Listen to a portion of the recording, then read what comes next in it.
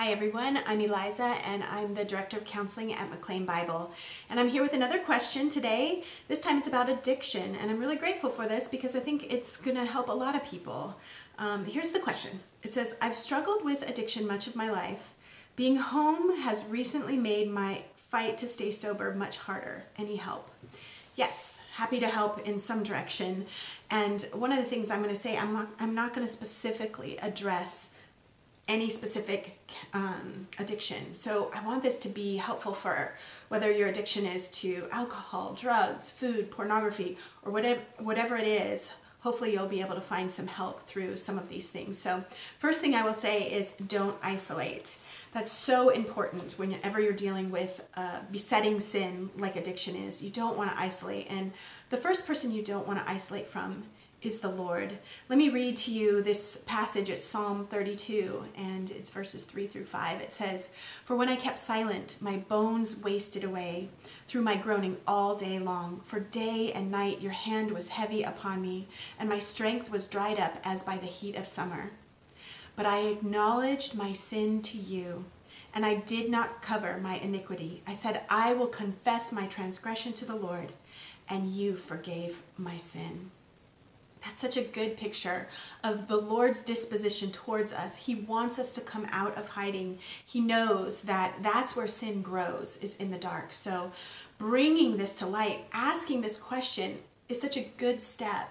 So bringing it to light and not isolating. So bring it to the Lord, and then I would really encourage you to bring this to a trusted friend. This question where you're saying, I'm struggling a lot more right now. Share that with somebody who's close to you, who understands the path that you're on.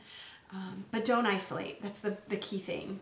The other thing is to set some parameters. This is where it can feel a little bit like focused on behavior, and we want to work on the heart and what God is doing in your heart, but sometimes you got to actually deal with the behavior as well. So set parameters with the things that are most tempting for you. If you need to take your computer and give it to somebody else in the house at night when you are ready for bed, give it to them. If they're still going to work, have them take it to work with them if that's going to be helpful for you. Remove the substances from your house that are tempting for you. That's going to be really important, is to set those parameters so that you don't find yourself tempted and then having the ability to give in to that temptation. And prioritize healthy ways to manage your emotions.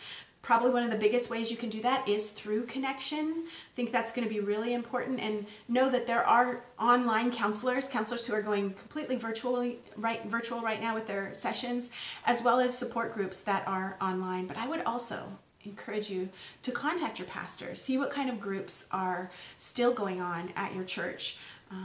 Don't think that you have to fight this alone. So prioritize healthy ways of managing your stress, your emotions, and so forth. But also acknowledge that a new approach is going to be necessary. With addiction, structure is so key, and so change can be really hard. Nobody really likes change, and especially when change has been such a key part of your sobriety. But acknowledge that some things are going to have to look different, and your support's not going to look the same, but that doesn't mean that you can't get the support you need. So start with creating a plan for yourself.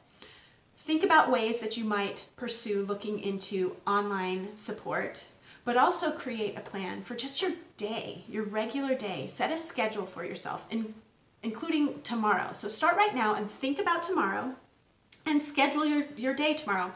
What are you going to eat? What chores are you going to do? When are you going to shower? When are you going to maybe get a little bit of exercise? And create a schedule, because we know that structure is so important when you're dealing with addiction. One of the things that I would really encourage you to schedule in is schedule connection. Who can you maybe call or FaceTime or email and connect with, to share with them how you're doing with your struggle, to pray with them, to get them to pray with you. So those are some areas that could be helpful in this battle as you're dealing with addiction. Know that things have to change, but it doesn't mean that there isn't help and support there. Thanks so much for sharing this question. I think it's really helpful, very important topic. All right, thanks guys.